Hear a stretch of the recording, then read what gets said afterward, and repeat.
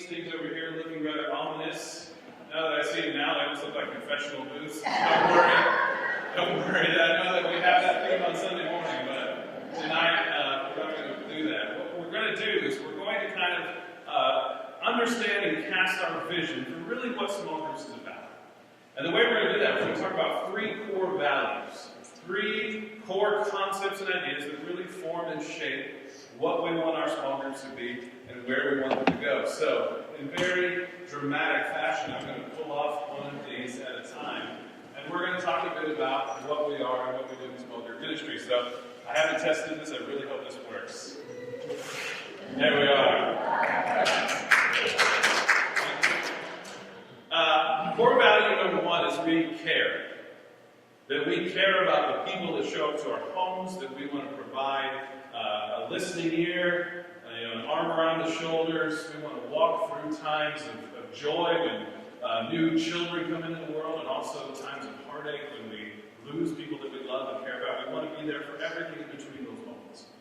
We want to be able to meet our people and be who they are and be what God needs from them in those times and in those places. So what I want you to do next in your groups is I want you to think over 2018, the last year that we have just ended up. And on your tables, you notice they have little post-it notes inside those things and lots of pens. What I want you to share with one another is what in the last year have you seen care happen in your groups? Just write examples, talk about them as you do, write and talk at the same time. Some of you that might be hard, but examples you've seen in 2018 of when your group cared for one another. What were those? Write them on post notes. You can take off a note and put it on the table and keep writing as many examples as you can think of. And talk to one another as you do it. Of when your group cared for one another in the last year.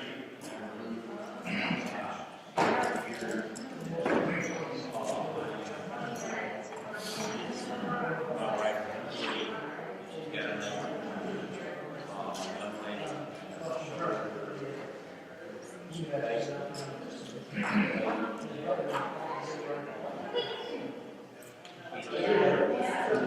As many as you want, as many as you can. Just keep going. Yeah, one on each post for the same. And then you might want to cut them in half and share them.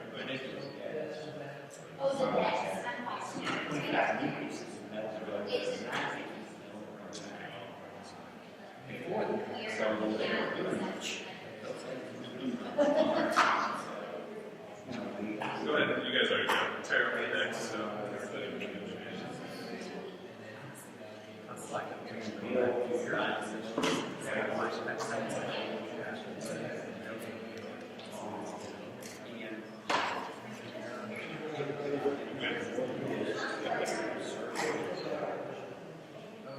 just here.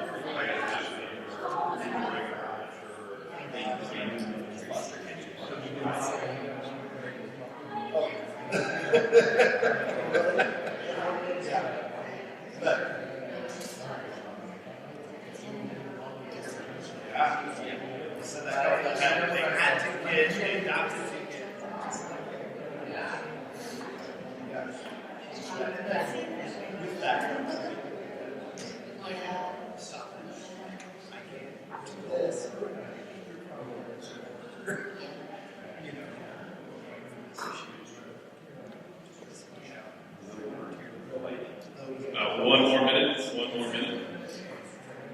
Yeah. No, like I think those powerful moments. Yeah. I think some of those powerful moments is on somebody that you would tell for the young kids. Yeah. All the marital things, it's going to come. It's like, yeah, especially the people that are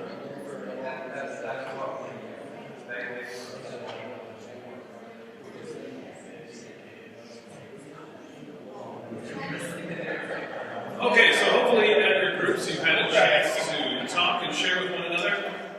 As you may have noticed, I have moved to a microphone. Let me explain why that is. I'm sure you can hear me 6 feet away like you are, but we are actually recording this session on that camera back there, so wave to the camera and say hello.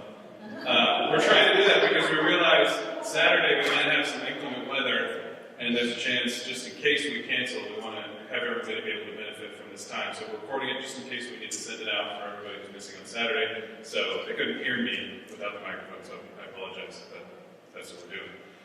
So, at your tables, hopefully you got a chance to talk about ways that your groups have cared for one another. So I want to hear one example from each table as we go. We're going to start with table 2. I'm going to pass off the microphone. Go ahead and tell us a story in short, hopefully a short story, of ways that you have cared for one another.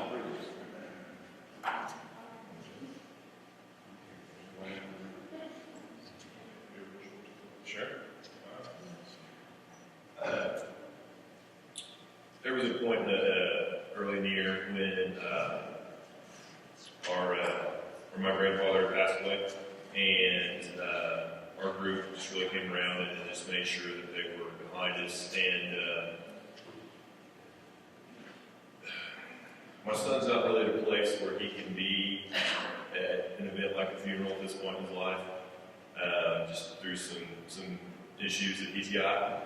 And one of our families took care of and watched him while we were able to go and go obviously to the visitation and the funeral, and not have to worry about, constantly just being an disruption. And that was very, very helpful to us. All right, great example we have there. Group number 3. Sid's got a good one. All right, Sid. Well, I didn't know it, but these 3 wanted to be tightrope walkers. And they were 10 years of age. And I've been in awe ever since. Other than humor, which is what we try to bring to our group, the traumatic things always are the heavy things. And one of our members, who's not a member of College Heights, his house burned to the ground. So you can always tell the formation of your group by how everybody reacts. And so everybody, just like an organized group, we just went to their rescue and helped them in every way possible. Great. And the tightrope thing may not be true. That's on our group.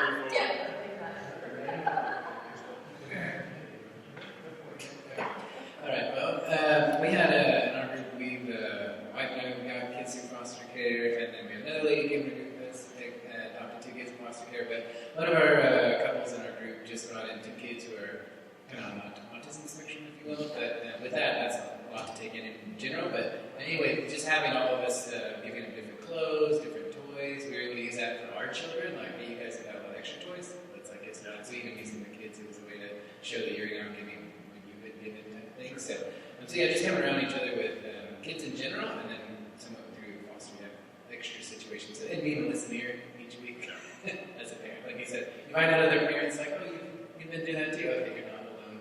So very helpful. Great. Okay, fine. But we have Ron and Shirley Jones in our small group. And so we try to do as much encouragement as we can for Ron. His vice secretary, we meet twice a month, and so we met first Sunday night in January. So I said, Ron, you got anything specific for me to pray first to pray about for us? He said, just ask the Lord to give me sufficient strength so I can continue to care for her until he calls her home.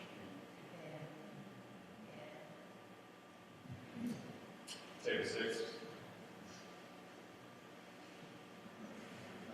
I guess I've been elected. Well, we had quite a list of things. Things like moving somebody, lots of prayer, wiring, prayer, football. I'm not sure how football is showing care. If you're a Cowboys fan, yeah. And so, But we did have one of our members who's been quite ill and hasn't been able to be in our group, and so we've been bringing her food, praying for her. We continue. We're kind of a group text for our home group, and so she's always included in that. What Chris wrote, I thought was kind of funny, but it's very true. He says, my wife says disenfranchised divorced ladies feel included instead of overlooked. And I think that's probably one of the key ways that our group shows care. Well, thank you guys for sharing those stories. What I want you to do now is I want you to, because we're going to get a little exercise here from the food we just ate, go ahead and stand up, take those Post-it notes and go put them up underneath our sign there. Go ahead and stick them onto those black sheets. We'll give you a minute to do that.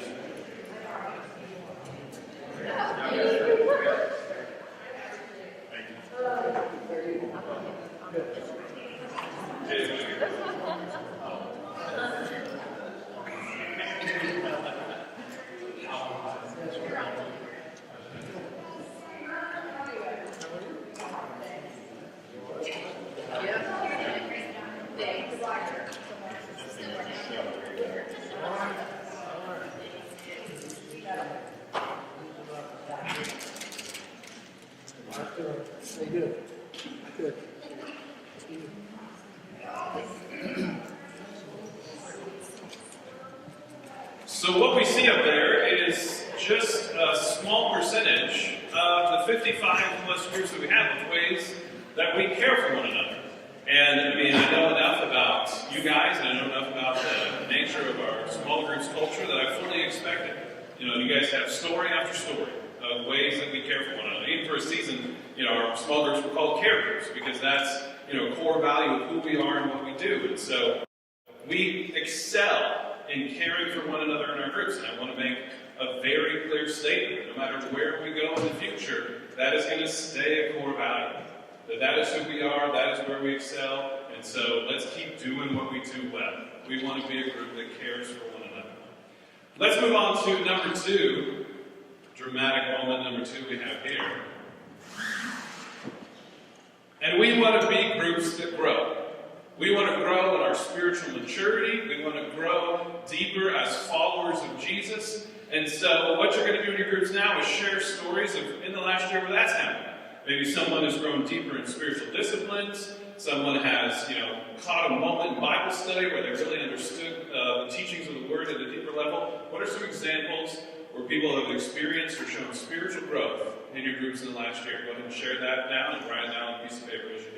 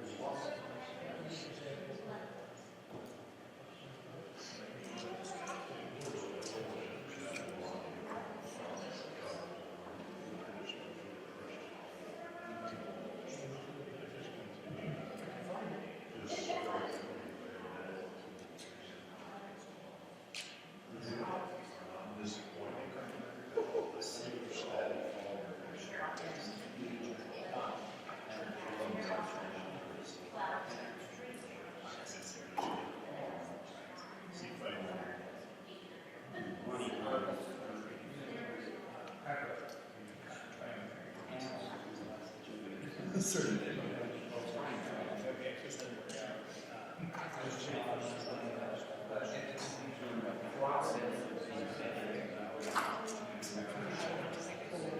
it just started, it wasn't even his fault, it just, but that was amazing. Continue trying. Yeah.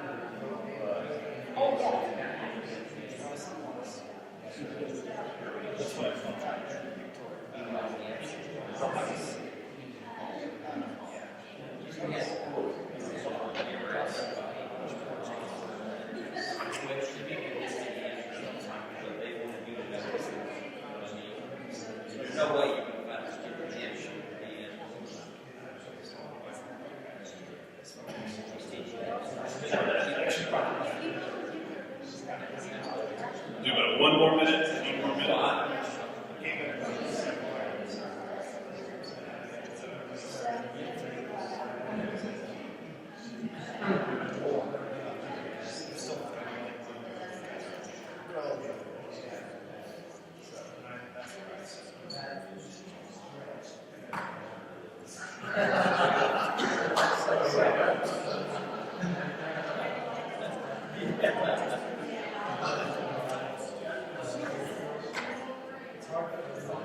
All right, we will go ahead and take volunteers for this round. Is there any stories at your tables you want to share about people showing spiritual growth? Any stories you heard that are touching your table? Anybody want to share?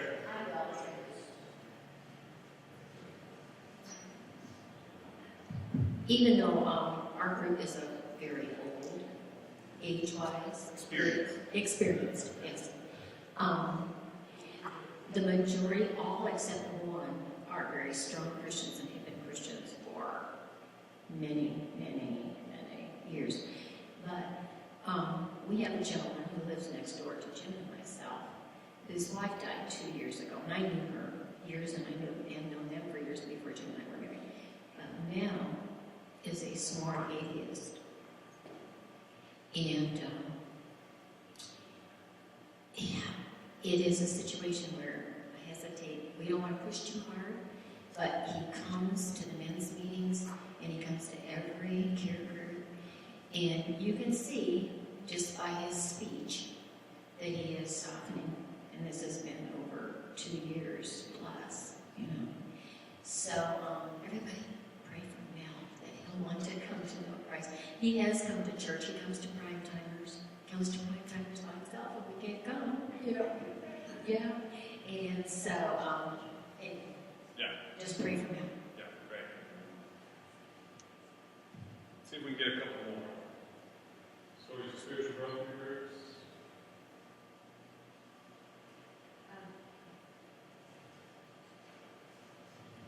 There's a couple that joined our home group recently and came from a Church of Christ background, but just his journey from legalism to grace. He's had an exciting journey, and it's amazing, just to hear him talk, and just so transparent, and it's helping the rest of us to appreciate something that maybe we could take for granted. Let's see if we get one more story of spiritual growth from the groups.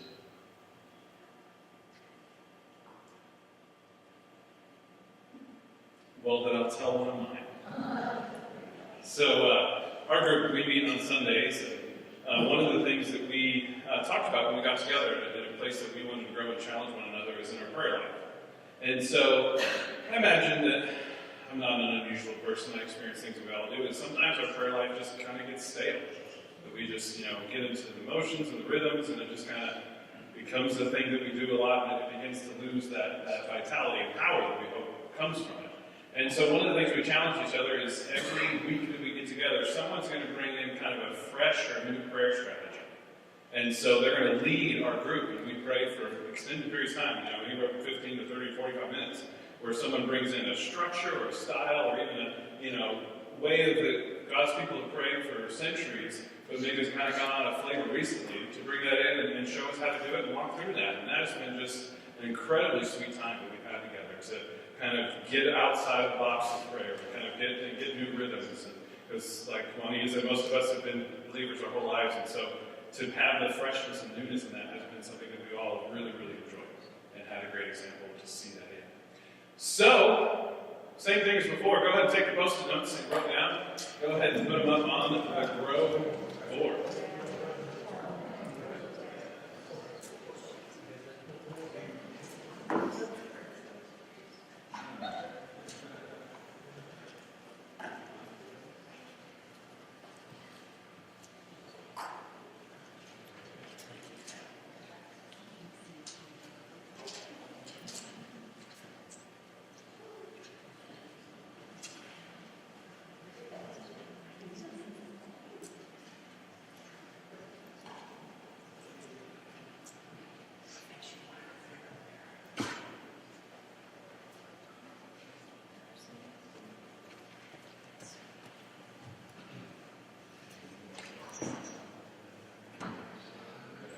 So as we can see up on the board is that this is something that we do, and this is something that we're about. I don't know if you've ever recognized it or noticed it, but as a church, when it comes to adult ministries, we have 3 core programs that are about seeing and showing spiritual growth. We have our Sunday morning Sunday school, we have our Wednesday night meetings, and then we have our small groups. And we hope that those 3 together are core ways that we grow as followers and as disciples of Jesus. And so that is something that we believe in, and we want to continue to make sure that we grow and do. That brings me to our final one that we have for this evening. Drum roll, anybody? We want to multiply. So, as before, this is our final round. In your tables, I want to hear stories of multiplication. Goes by a lot of words, goes by a lot of concepts. Sometimes we call it reproduce. Sometimes we call it, I think that's probably it, multiply, reproduce. Those concepts of where we begin to share ministries, they begin to go outside of us, we begin to see people grow and move beyond our community into something else or some other place. Go ahead and share some stories, write them on your post-it notes of where we and our groups are able to multiply.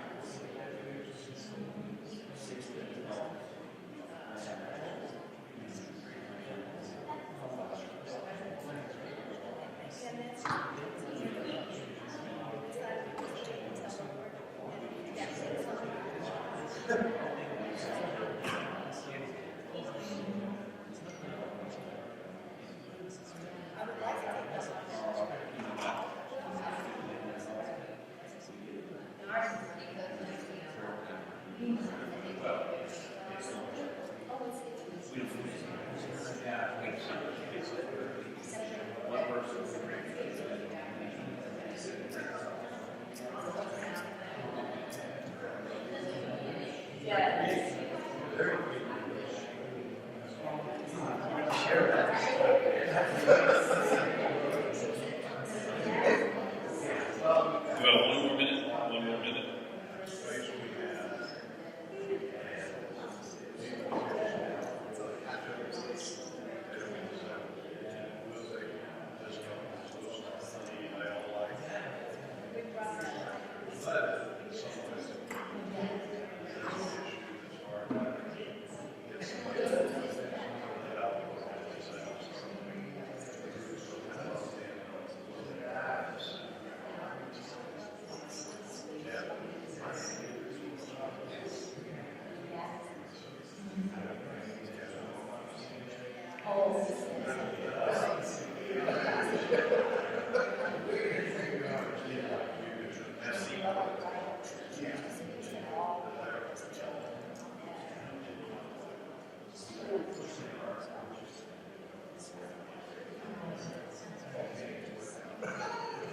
All right, just like before, we'll take volunteers. Any groups have an example in the last year in their groups where they've seen multiplication, or they've seen their group multiply?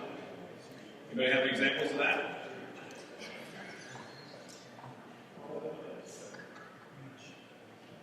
Anybody got a story they want to share? For example, doing something like roof. Okay. I think this multiplication here, this is where we, I think, are most challenged in our group. And one of our other challenges was kids and all the programs that they're involved in. So we moved dates, but you've allowed us to come here on Wednesday night and use a classroom. None of us had things for the kids to go on that night. The kids get to go and do a launch pad into a great program. And so I was going to talk to you. We need another young married couple in our group because we have room and there's a great program here for it. So that, we're at the cusp of this. Yeah. And what has allowed us to do that. Now, I know that doesn't fit everybody's needs, but it really works for us. Good. So they kids and everybody eats together first. Okay. Then So show up a little early and do that. So just like before, go ahead and take your post-it notes and go ahead and put them up on the board for multiply. If you got something there, go ahead and put it up.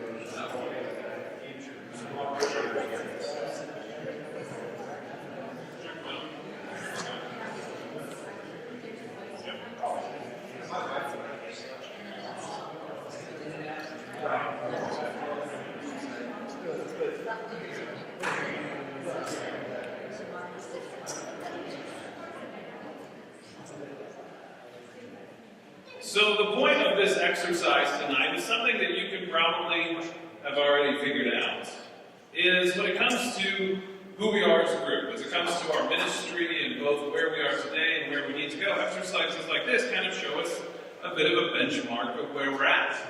And so as we move forward, and as we introduce new training pieces, and we have these quarterly meetings, I want you to keep this image in your mind.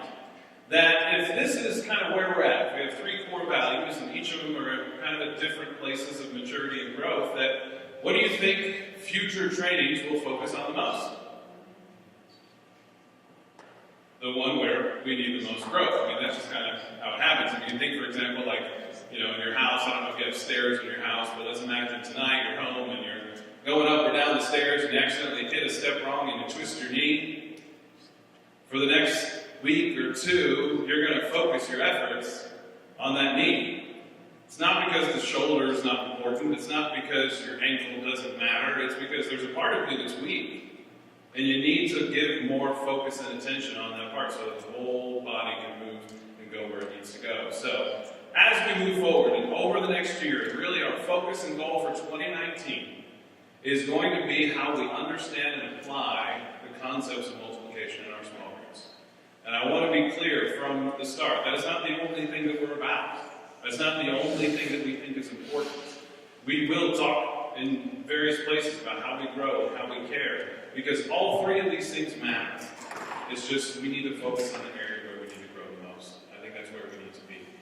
You also might be thinking, these kind of in some ways kind of pull each other. It's hard to care and multiply at the same time. They almost seem to go in opposite directions. What do we do with that? My response is that we need to be in that tension. We need to sit in that tension. Sometimes it's hard to figure out where we do both or where we make choices. And honestly, that's how I intend it to be. If I could give you an example, I have a swimming pool in my backyard. Never in a million years thought I'd grow up and have a swimming pool in my backyard, but I'll just say it this way, we have a great realtor. Yeah. And we ended up having a house with a pool. And we moved in, there was a cover over that pool because we moved in the wintertime, and the cover was just in tatters, had big holes in it, and all this kind of stuff, and we knew very soon we were going to have to replace that next year when it happened. If you've ever bought a pool cover, you know they're not cheap. And it was amazing to me the first time we bought that pool cover and we saw we had to hire guys to go and close the pool because it takes special tools and all that kind of stuff. And I noticed when they put the pool cover down, they then start to use these tools to create tension all across the pool cover. And that tension is what gives it strength. Because they told us when we bought that pool cover, they said, you can put an elephant on this pool cover and it won't break. It won't fall into the water because it's strong. And that strength comes from the fact that it can live in that tension. That tension gives it the strength it needs to be able to do its job. I want you to think of your group the same way. That multiplication and care and growth, these may seem like opposite directions. They may seem like something that you feel pulled and not sure where to go. And to be honest, that's where I want you to be. I want you to live in that tension because I think in that tension we can find our strength. Now, I want to take a little bit of a step back and think of our small groups ministry in its place in our entire church. For example, you probably know about our church's 5-year vision. It's something that we've been talking about on Sunday mornings. Hopefully you got a little magnet, you brought it home and put it on your refrigerator. I'm going to quiz you a little bit to see how well you can remember our 5-year vision goals. Let's see if we can get one of them. Anybody want to volunteer? Pay off the debt. Good, that's number 1. Debt eliminated. By 2020, we just made our first payments last month, a big celebration. What's another one? Well, fun, that's good. That is part of the spark. It's not one of the 5-year visions. That's one we're already doing. 3 church plants. I don't know if that's hey, there we go. You guys are doing great, right in order. Yes, 3 new churches planted. That's one that's maybe a little complicated, and we could explain that a little bit more, but we don't have time to tonight. What's another one? That's, let me get to this one first. We got Racial Diversity Double, then 600 college students attending Sunday morning, and then finally, hopefully you know the 5th one, which is, 60 adult small groups reproduce. So, I'm going to give you a softball question here. Of these 5 goals, which ones involves us in our ministry the most? 60 adult small groups reproduce. That's in many ways the call that the leaders of our church have given this ministry. That's where we need to, be in a new place 5 years from now. And so kind of my job, and a lot of what I'm going to do is just try to get us there. To try to make sure we get from point A to point B. So we're going to talk a little bit in the time we have left about the concept of multiplication. What is that word? What does it mean? How do we apply it to our small groups? Because it is, I want to say up front, it is a spectrum of things. Multiplication is not just one concept or one way or one strategy. It's really more of an umbrella word that describes a lot of different things that we can do in our groups. So we're going to attack this two ways tonight. First, we're just going to talk about the idea, the concept of multiplication, like, as a conceptual philosophy or strategy of ministry. We're going to go there first. But then I'm going to give you a specific exercise, a very concrete thing that I want to challenge you in the next quarter to do in your group. So first, let's talk about the idea. One of the ways we best understand multiplication is we contrast it with addition. How is it in a ministry context, in a church context, how are addition and multiplication different? So let me give you the definition of addition. Addition centers around the work and teachings of one group or individual to whom those seeking spiritual growth come to and learn. The teacher is active, the learners are passive, and commitment is unending. So in an addition model, you kind of have an expert. You have someone who knows everything that needs to be known. And everybody just kind of shows up to that person or to that group and just kind of sits and listens and gleans the greatness from that person. And they just kind of do that forever. There's not really an endpoint or a marking or anything. It's just kind of show up and learn from this person and let's just keep doing that. That's addition. Multiplication is different. Multiplication centers around the replication of spiritual skills, ideas, and values based on an ever-changing series of leaders. Both the teachers and learners are active, and commitment is predetermined.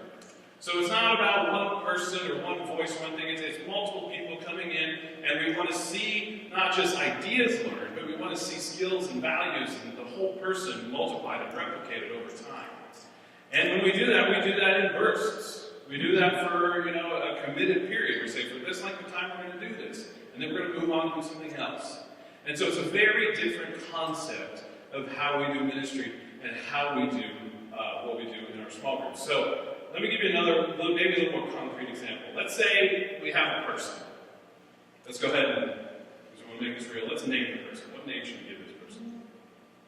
Daisy. All right, this is Daisy. Now let's imagine Daisy, somehow or another, in whatever form, maybe it's from a pulpit, maybe it's from a podcast, maybe it's from a book or whatever, she preaches the gospel. That's what she does.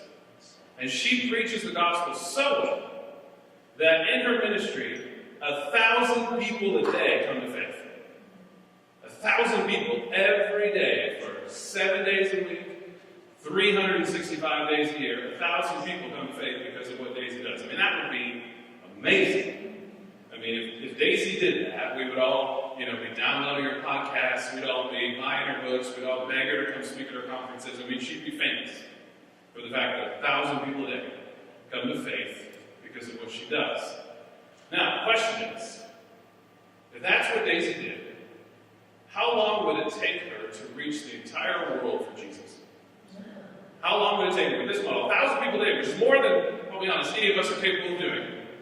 But 1,000 people a day, how long would it take for the whole world to come to Christ? And, let's say there's no birth rates, there's no death rates, there's no anything else, it's just all that kind of stuff. I'll go ahead and give you the answer. I had a friend of mine who's a mathematician double check this for me, so I know it's real. Roughly speaking, 15,000 years. That's how long it would take. Now, 1,000 people a day, the most dynamic ministry that we can think of. 15,000 years is what it would take for that method, that strategy, to reach the whole world for Christ. But let's look at another example. Let's get somebody else. We're going to name this person. Ralph. All right, we got Ralph. Ralph's ministry is very different. Ralph doesn't go to the street corner and preach. Ralph doesn't have an amazing radio program. Ralph spends an entire year, not a day, an entire year with one person. That's all Ralph does. 1 year, one person. And what he does in that 1 year with that one person is he helps them understand who Jesus is, brings them to the knowledge of his faith, and teaches them what it means, as in Matthew 28, to obey everything that Christ commanded. That's what he does for a year. One person, 1 year. You know what's going to happen to Ralph? No one's going to notice Ralph. No one's going to be excited about, his ministry. No one's going to ask him to come speak at their conferences. No one's going to buy his books because that's not exciting. But he's faithful. 1 year, he devotes himself to one person. And then at the end of that year, they do it again. He and the person that he's invested in, 1 year with one person, that's what they do. And he just sticks to that. Again, nobody notices, it's an anonymous ministry, it's not getting fame and recognition for this, just one person, 1 year. And then the next year, do the same thing. One person, 1 year. Here's the question. With this strategy, how long would it take to reach the world for Christ? One person, 1 year. How long would it take for the world to reach Jesus? Here's the answer. 37 years. That's it. In an anonymous, non-sexy ministry, 37 years. One generation is all it would take. In faithfulness to Jesus. That's the difference between addition and multiplication. That's the difference between hope and just to get as many people to show up as we can versus a faithful, humble service of one person 1 year. That's the difference. We want to take that idea, we want to take that concept, and we want to apply it to our small groups. We want to say, what does it mean for us to live in this idea, in this concept? And I'll be honest with you guys, I'm like 15 years into this. Because when God told me to go, and my wife and I were faithful to that, He showed us something else. He showed us a different concept of what this means. And so, I feel like God has called me to help us get there too. You can't go with me where I've been, but I can give you little things. So, spoiled it. What I want us to do is to exercise that. So we've talked about the idea, we've talked about the concept, but what does it mean for us to do this on a practical level? I want to just tonight give you a baby step. Just one little practical way that you can think of this concept of multiplication, how we multiply in our groups, one little thing, and that's co-leader. Now, you might call an assistant leader, you might give it no title, I don't really care. But what I want you to do is I want you to think of your small group. I want you to think of the responsibility that you have as a leader. What does it mean for you to lead that small group? Maybe it means you host, maybe it means you teach the lesson, maybe it means you step up if somebody's in need of care, whatever it is that you do as a small group leader and say, what would it mean if I asked somebody in my group to help? What would it mean if I look at the individuals and the couples that are in my group and say, let's do some of this responsibility together? As you think of the people in your group, who comes to mind? Who's the first person that kind of jumps at you as, I think that person might be ready. I think, from what I've seen and what I've got to know them, that I can take some of these responsibilities that I have as a leader, and I can start to hand them off to them and see that happen. So I want you guys to talk to each other about that. Let's go through these questions as a group. When you think of a co-leader, who comes to mind? Who's the person that you have in your mind?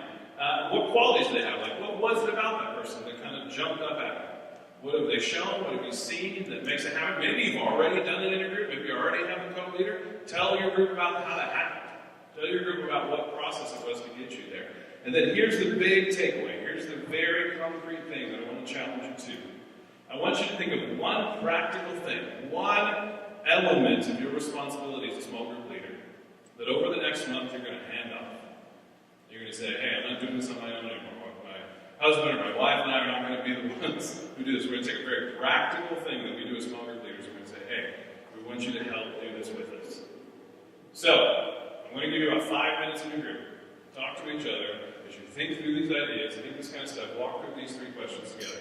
You guys go ahead and get started now.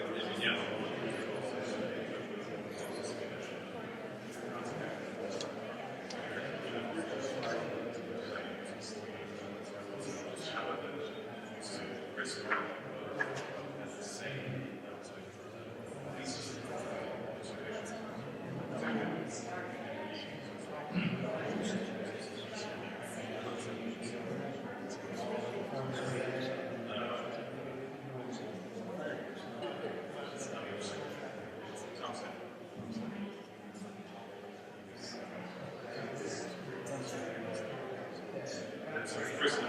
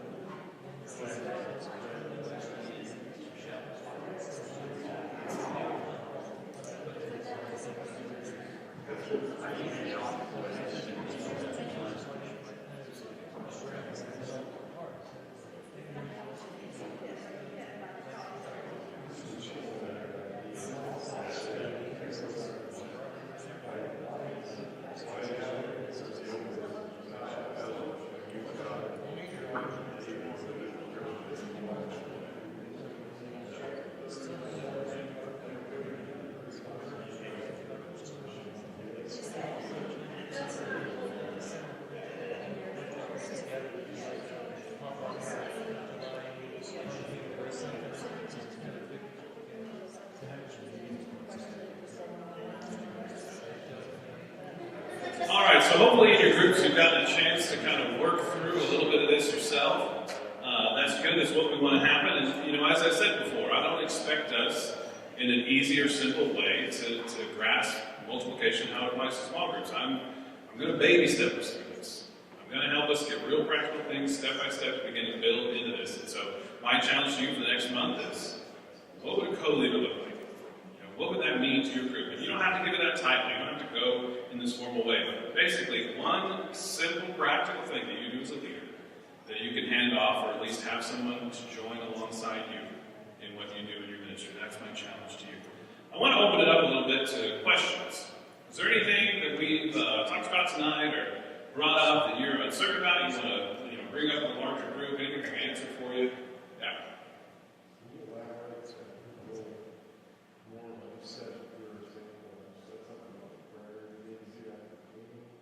Sure, yeah. So what we do in our group is, we've got kids and all that kind of stuff. They do their own thing. They go to another place, and then we shoot for 15 minutes. So the first 15 minutes before a study or before anything else, that we're going to do some prayer styles. So what we do is we have a sign-up sheet. That's what works for us that we pass around, where there's 3 responsibilities. There's prayer, teaching, and snacks. And so we rotate every week who's going to do each of those. And so we send out a sign-up sheet, and people sign up and do all those kind of things. And so if it's your week to do the prayer, your job is to kind of do some research to find out some different kinds and styles of prayer. We want to move beyond just a shopping list for Jesus to something that really stretches us. And so people bring them in, and we get to exercise that. We get to try things, and we've just seen a lot of growth and stretching that have come from us in those. I remember seeing research videos like who's sick No, it's like prayer styles. So, Lectio Divinas or different.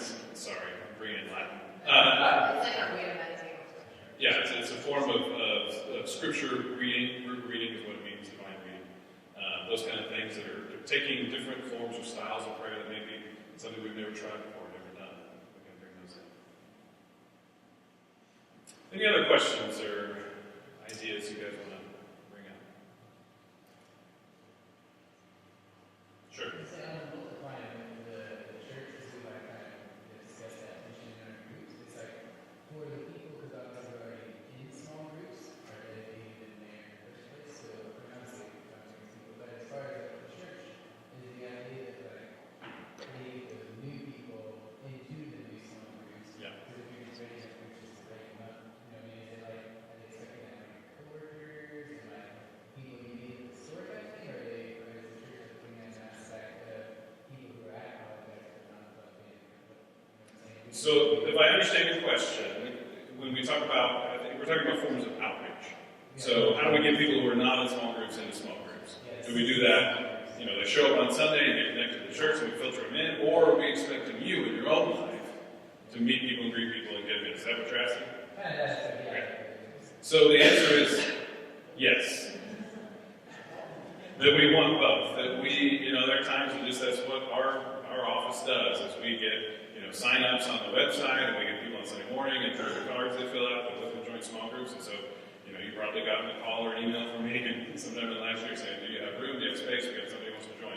So that's one way, but we hope you're doing it in your own lives as well. That, you're meeting friends, because there's just, when it comes to people who don't know Jesus, or people who are on church, it's just a reality they may never show up on Sunday morning. That's just too much to ask as a first step. And so we want to make sure our small groups are away. They may never go to church, but they'll go to a barbecue. And so we want to make sure we're open to that, and that we have opportunities for that. Anything else? All right, let me bring up a few business items before we go, which is, in the midst of getting us from point A to point B, there's just training that has to happen. So we're going to kind of break out a little bit beyond just a quarterly meeting, because, our next one, just to give you a heads up, is going to be like late April, early May sometimes. It's going to be a while from now that we're going to get together and do this again. But we want to bring in some more touch points. As I mentioned earlier, we're going to do that two ways. We're going to start a small group leader podcast, because that's a big thing these days, where you can, on your phones, on your devices, on everything, download kind of a thing that we're going to do where we talk about some of these ideas and trainings and give you something that you can hold on to. If you have no idea what a podcast is, and certainly don't do that on a regular basis, we're going to do another one, which is a newsletter. You might be more familiar with that, where we're going to give you something in your inbox, or even mail it to you if we need to, and print it out, where you can just read over a lot of the same stuff, a lot of the same ideas, but just in two different forms that are accessible for all of us. So I just want to keep you heads up. You'll see those probably in February, is where you get your first ones, and then on a monthly basis, we'll kind of have those going to give us some training touch points in between kind of our big moments where we come together here. Another thing I want to do, you may have noticed we had some guests here in the back of the room. Those are the Hicks and the Robinsons. If you don't know them, tonight you will, because what's happening in their lives in the coming months is something very exciting, where we as a church are going to, we're going to send them off, because for the last months and years, God has been working in their lives to feel a burden to be a part of College Heights' global outreach to go to North Africa. And so, coming in the next few months, we're going to be taking the final stages of getting them prepared and ready and sent on the plane to be College Heights in a part of the world that really, really needs it. And so that's an amazing thing for our church. It's an amazing thing in their lives. And I specifically am on their coaching team, so they mean a lot to me about what it means for us to be the church. And so where you as small group leaders come into that is we want you to get to know them better. We don't just want this to be, the old school, we cut you a check and hope things work out. We want to be a church that is involved and is a group that sends.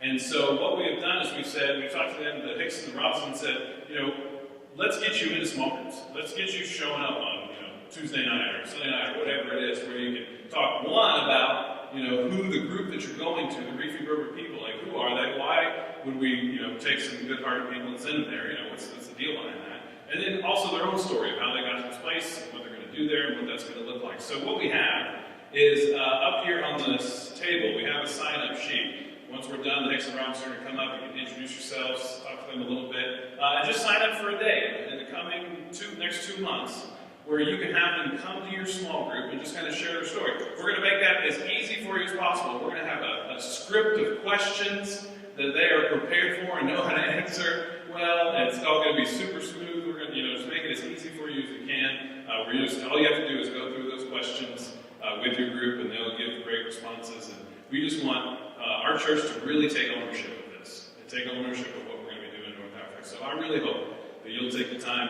to open up your group in the next couple months to just invite them. So how we get that done is to make sure you come up here. They'll be at the table. The sign-up sheet will be here as well, where you can sign up to have them come in and share their story of what that is. The second thing that we wanted to get done at the end tonight is actually sort of not going to happen, which one of the core convictions that I have in providing leadership for this ministry is we want to increase our gratitude to you. Because we know that you guys sacrifice a lot to do this. You don't just sacrifice the fact that you have to have your living room clean, and you got to have warm food and all that kind of stuff. I do that every Sunday. I know what that takes. I'm glad we have a vacuum robot now. It makes that a little bit easier, but it's a lot to ask. And I know that we maybe in the past haven't been great about saying thank you for what you do and how you do that. So one of the things we're going to do in each of these quarterly meetings is we're going to take a specific small group leader that we have just heard great things about over the last few months and take a moment to honor them. Now, unfortunately, what happened tonight is they got the flu. And so the specific couple that we were going to talk about and praise and give some gifts to are not here. I found out about 15 minutes before we started that they are not here. And so hopefully they're going to be able to, at least one of them is going to make it on Saturday, and we'll delay it until then. But what we want to tell you about that is that we want to get better about making sure we say thank you, and making sure we show the proper gratitude for what you do to be a church that makes disciples who change the world. So, guys, thank you for what you do. Thank you for your ministries. Thank you for your sacrifices. Thank you for doing the call.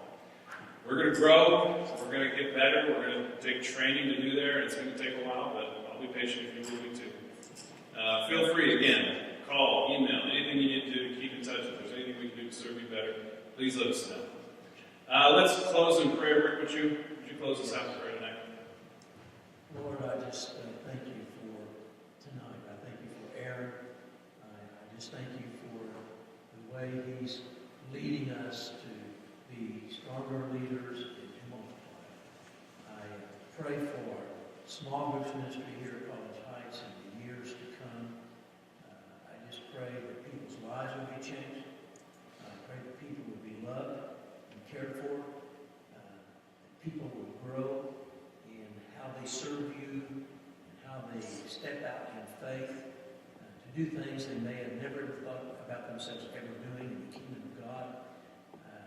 I pray for our global mission couples and singles, and for those that are getting ready in the days ahead to go. Lord, we want you to work through us in every way. In Jesus' name, amen. So before you go again, the Hicks and Robinsons go ahead and stand up and come up here. We're going to get a chance to meet you. And also, I hope you come up to the front because we have basically just a handout of what we talked about tonight as a way for you to remember that. Maybe put that on your bathroom mirror or something. Just kind of remind yourself of what we did this evening. We've got those up here. But thank you guys so much for being here, and we'll see you next time.